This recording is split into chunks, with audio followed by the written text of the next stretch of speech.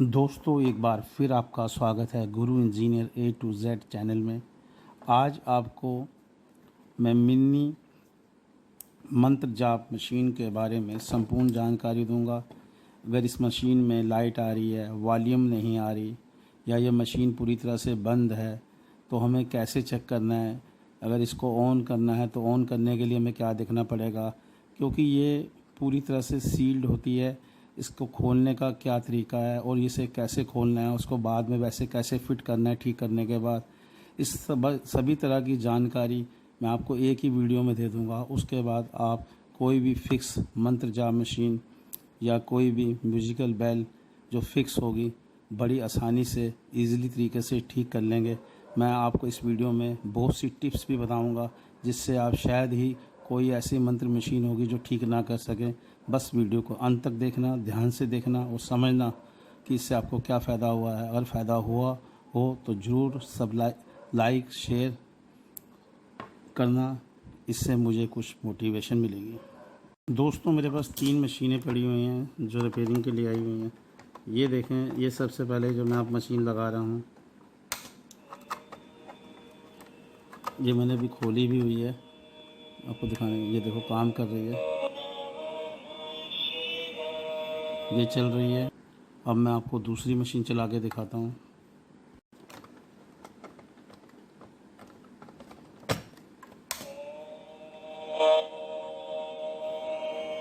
ये भी मशीन चालू है, ये चालू भी है, इसका वॉल्यूम भी देखो काम कर रहा है। अब मैं तीसरी मशीन आपको चला के दिखाता हूँ। दोस्तों, इसका ये देखें ना, इसमें कभी लाइट आती है, कभी ये स्पार्क करती है, बंद करती है, ना इसका वॉल्यूम काम कर रहा है। मैं आपको बताता हूँ इसमें क्या क्या चेक करना होता है। दोस्तों, ये मशीन पूरी फिक्स है। या तो इसको आप ब्लेड से काटें या सोल्डिंग आयरन से इसको थोड़ा थोड़ा मेल्ट करके निकालें, या इसको पूरी ताकत से फ्रंट साइड का जो इसका पोर्शन है पूरी ताकत से झटका मारें और खोलें। ये देखें, ये झटका मारते ही आगे का फ्रंट हट जाएगा। ये इसके अंदर का पीसीबी है जिसमें आप देख रहे होंगे एक सर्किट बोर्ड है, एक वॉल्यूम लगा हुआ है और ये ऊपर की साइड में स्पीकर लगा हुआ है।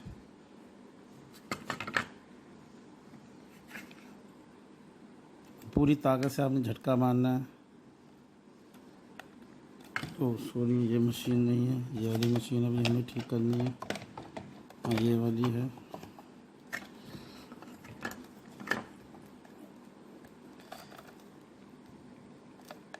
अगर झटका लगने पे नहीं खुल रहा, अगर ताकत से नहीं लग रहा है, तो मैं आपको एक तरीका और भी समझाता हूँ कि कैसे खुल। दोस्तों, दोनों मशीनें मैंने आसानी से फ्रंट से दबा कर खींच के आगे का निकाल दिया, लेकिन ये जैसे मशीन पूरी तरह से सील्ड है, कितनी भी कोशिश करने पे ये नहीं निकल रही है। तो इसके लिए जब भी कोई मशीन सील्ड हो और खींचने से या उसकी ताकत लगाने से उसका फ्रंट ना निकले, तो ये फिटेड होती है, मोल्ड हो रखी होती है। तो उसके लिए एक बेहतरीन तरीका है, जो भी मशीन पूरी तरह से फिट हो, आपको कोशिश करने की ज़्यादा ज़रूरत नहीं है क्योंकि उसकी पूरी बॉडी टूट जाएगी। उसका एक बहुत ही आसान और बेहतरीन तरीका है, इसे ध्यान से देखें आप। दोस्तों, आपने एक मोमबत्ती जलानी है और ऐसा ही एक ब्लेड बाज़ार में मिलता है, इसी काम के लिए रखा हुआ है। इसको आपने हीट करना है। ये देखा, मैं हीट कर रहा हूँ इसको। जब ये पूरा हीट हो जाएगा, या तो आपके पास सोल्डिंग आयरन होना चाहिए, और सोल्डिंग आयरन नहीं है तो इस ब्लेड की सहायता से भी आप इजीली कोई भी प्लास्टिक की मशीन बड़ी इजी तरीके से 2-4 मिनट में खोल सकते हो। जब ये गर्म हो जाएगा तो आप इसको इजीली खोल सकते हो।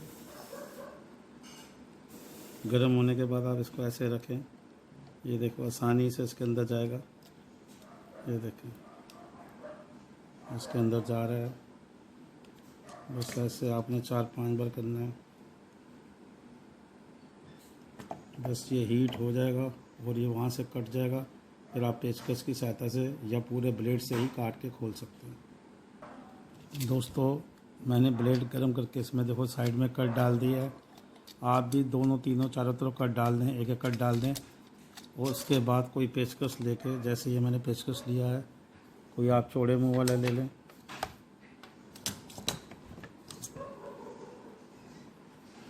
जैसे मैंने ये चौड़े मुँह वाला लिया और इसके अंदर पेचकस डाल के आगे की तरफ पूरा आगे की पेचकस डाल के पूरा आगे की तरफ प्रेशर डालें और ये आपका खुल जाएगा। ये देखें, बस पेचकस को आगे लेके जाएं इसके अंदर धीरे धीरे धीरे धीरे, और ये आपका, ये देखें, ये आपका ये भी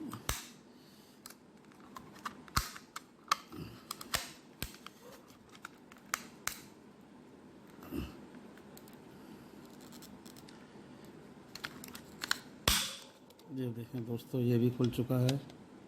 बाद में आप इस पर कोई सलूशन लगा के वो भी मैं आपको बता दूंगा किस तरह इसको फिक्स करना है।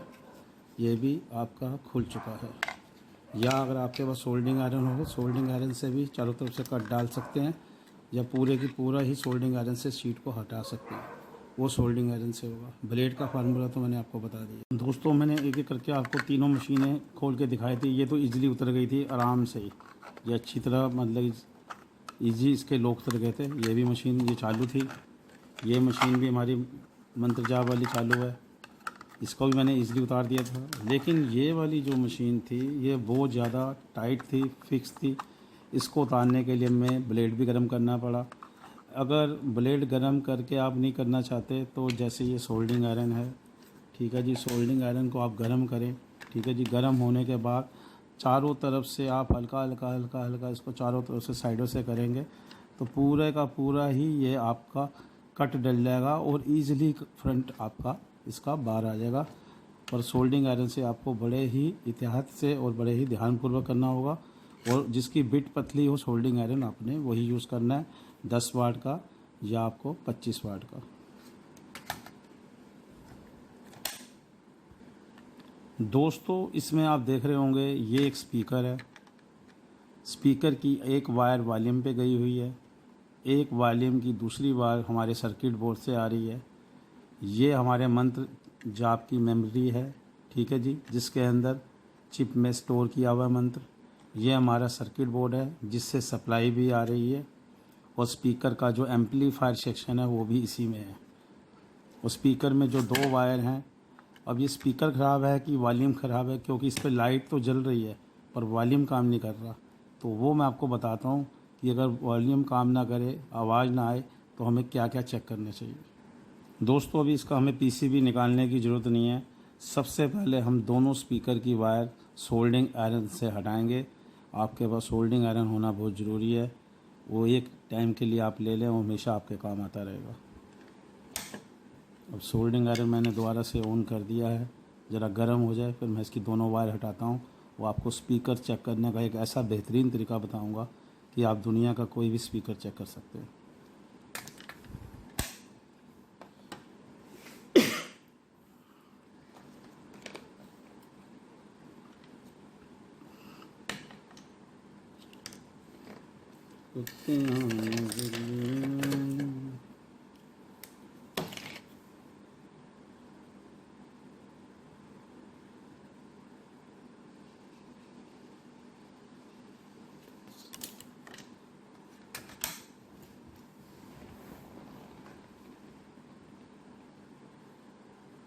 पंछी उड़ रहे हैं।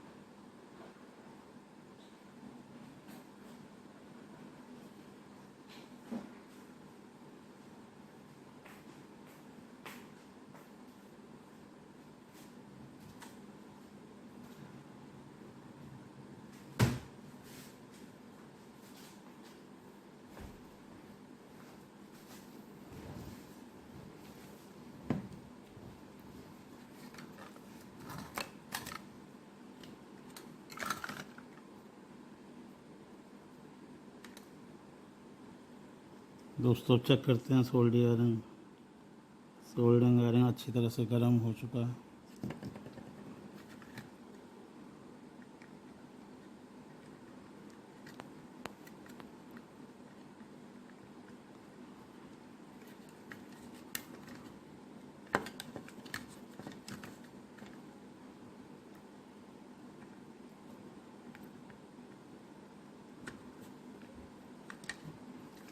दोस्तों ये देखें, स्पीकर की दोनों तारें मैंने उतार दी हैं।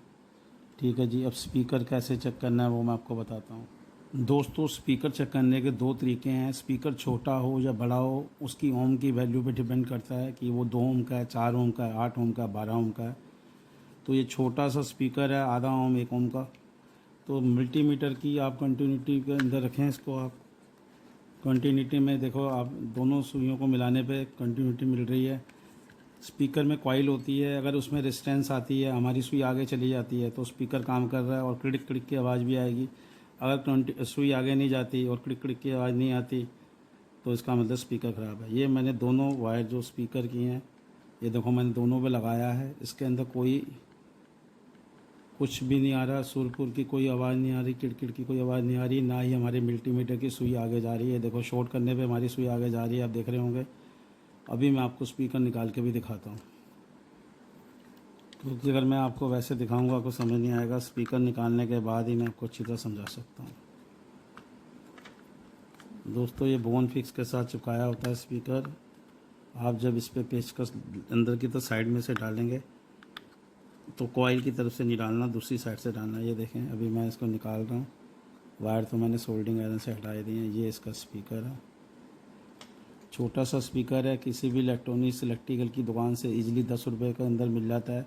बच्चों के जो टॉयज़ होते हैं, बहुत से टॉयज़ में भी ये स्पीकर लगा होता है, आप उधर से भी निकाल के इसको यूज़ कर सकते हैं। फ़िलहाल मैं अब आपको इसकी ये देखें दोस्तों, ये स्पीकर है, छोटा सा, बच्चों के खिलौनों में भी लग के आता है। 10 रुपये का मिल जाता है ईज़िली। एक इसकी 2 वेंडिंग है, एक ये रही और एक ये रही। साइडों में वायर लगती हैं, एक इधर एक इधर। ये मैंने इधर एक वायर रखी है और एक वायर मैंने यहाँ लगाई है। आप देख रहे होंगे मीटर की सुई बिल्कुल नहीं चल रही, इसमें कोई क्लिक क्लिक की आवाज़ भी नहीं आ रही। हल्की सी डिस्टेंस की आवाज़ आनी चाहिए क्लिक क्लिक की। ये मैंने दोनों सुई देखो शॉर्ट करी, कंटिन्यूटी आ रही है। इधर लगाता हूँ तो स्पीकर की कॉइल ओपन हो गई है, इसी की वजह से मंत्र में आवाज़ नहीं आ रही। अब मैं आपको दूसरे का स्पीकर निकाल के इसमें लगा के आवाज़ दिखाता हूँ। दोस्तों ये ख़राब जाप मंत्र जाप का स्पीकर है, ये मैंने दूसरे में से निकाला है, क्योंकि आपको मैंने तीनों दिखाए थे। अभी दिखाता हूँ मैं आपको। ये स्पीकर की मैंने वायर समेत काट दिया है, इसको आपको दिखाने के लिए। मैं तो बाद में इसको फिट कर लूँगा, तो अभी आपको अच्छी तरह से ये देखो, एक मैंने वायर यहाँ लगाई, एक मैंने यहाँ लगाई। अब देखना ध्यान से, इसमें से एक आवाज़ भी आएगी आपको हल्की से कॉइल की। ये देखो, वो ये देखो कंटिन्यूटी भी इसमें आ रही है, देखो दोनों वायर पे लगाने पे। और एक बहुत ही हल्की सी साउंड आ रही है, शायद इसमें आपको माइक में ना आ रही हो। मैं थोड़ा आगे ले जाके आपको सुनाता हूँ।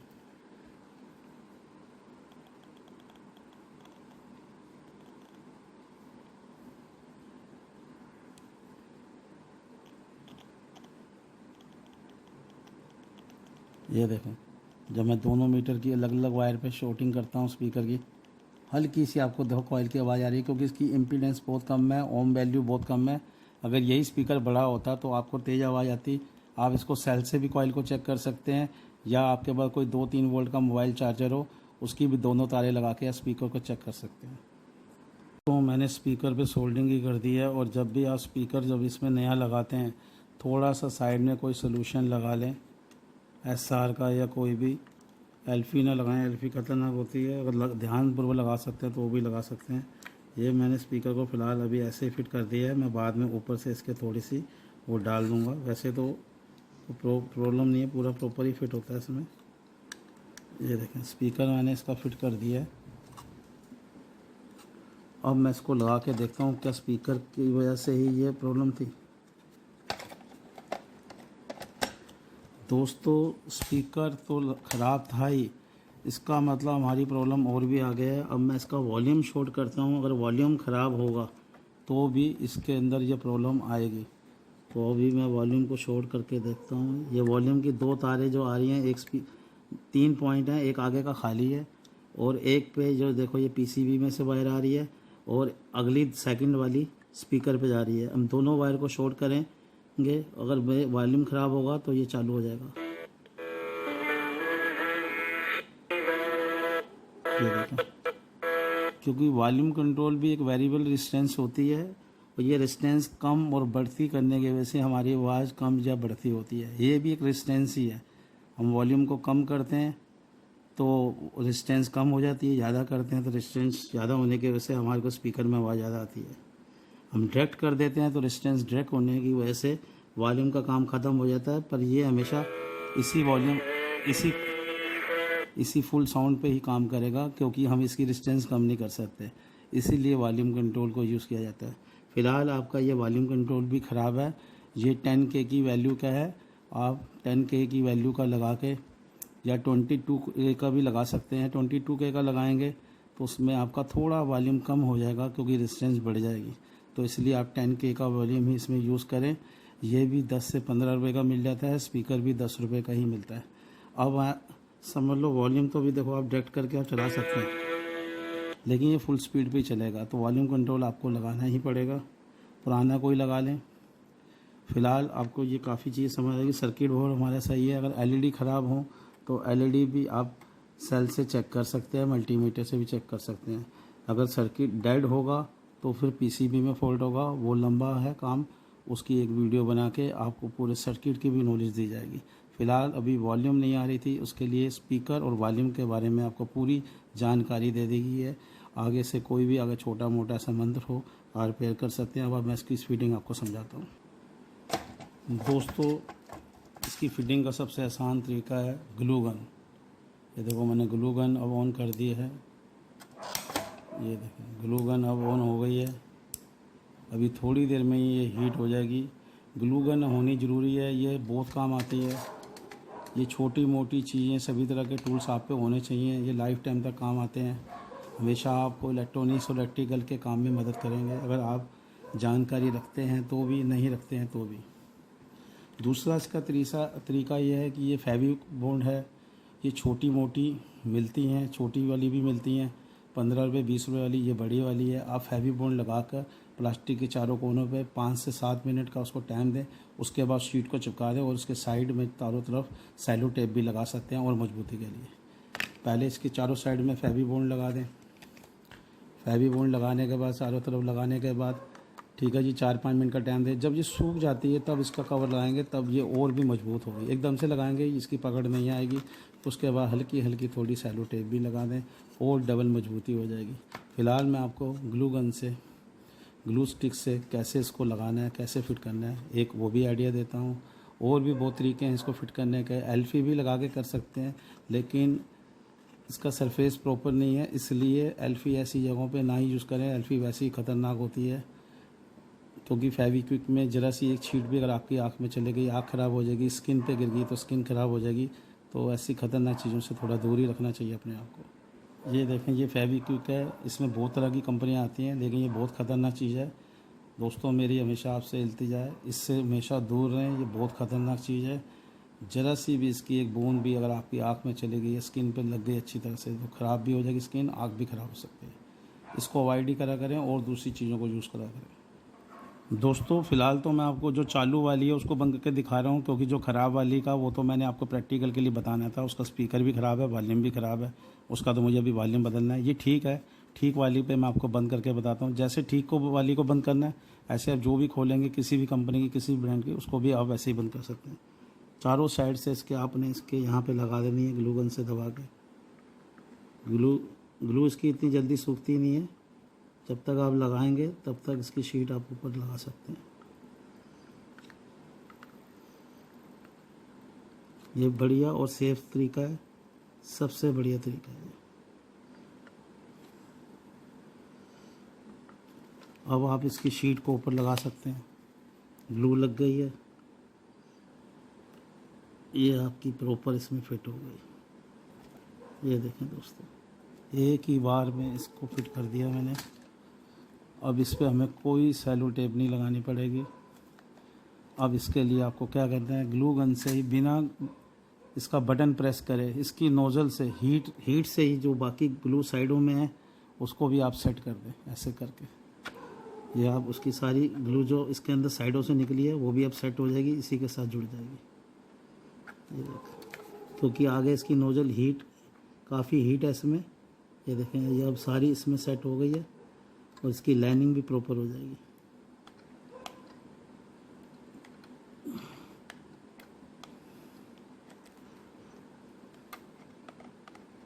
तो ग्लू गन से आप जो भी प्लास्टिक की चीज़ें चिपकाना चाहें चिपका सकते हैं। गत्ते के अंदर भी काफ़ी चीज़ों में यूज़ होती है।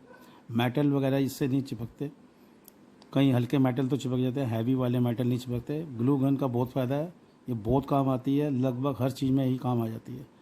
जहाँ जहाँ आपको इसके यूजेस देखने हैं यूट्यूब पे भी देख सकते हैं। वैसे जिसको थोड़ी बहुत नॉलेज होती है उसको पता ही है ग्लू गन से क्या यूज़ किया जाता है, ग्लू स्टिक कहाँ कहाँ काम आती है। देखो ये प्रॉपर फिट हो चुकी है। दोस्तों अगर आपको इस वीडियो से कुछ फ़ायदा हुआ हो तो इसको लाइक सब्सक्राइब शेयर जरूर करना। ये चालू वाली थी, ये देखें ये चालू वाली थी, इसका वॉल्यूम वगैरह सब काम कर रहा है। जिसका वॉल्यूम ख़राब है उसका वॉल्यूम बदल दिया जाएगा और उसको भी प्रॉपर ठीक कर दिया जाएगा। ये आपको मैंने वॉल्यूम के बारे में बताया था कि आवाज़ ना आए। बाकी सर्किट की प्रॉब्लम के लिए एक वीडियो और जल्दी बनाऊंगा और नई वीडियो लेके जल्दी दोस्तों आपके सामने पेश होऊंगा।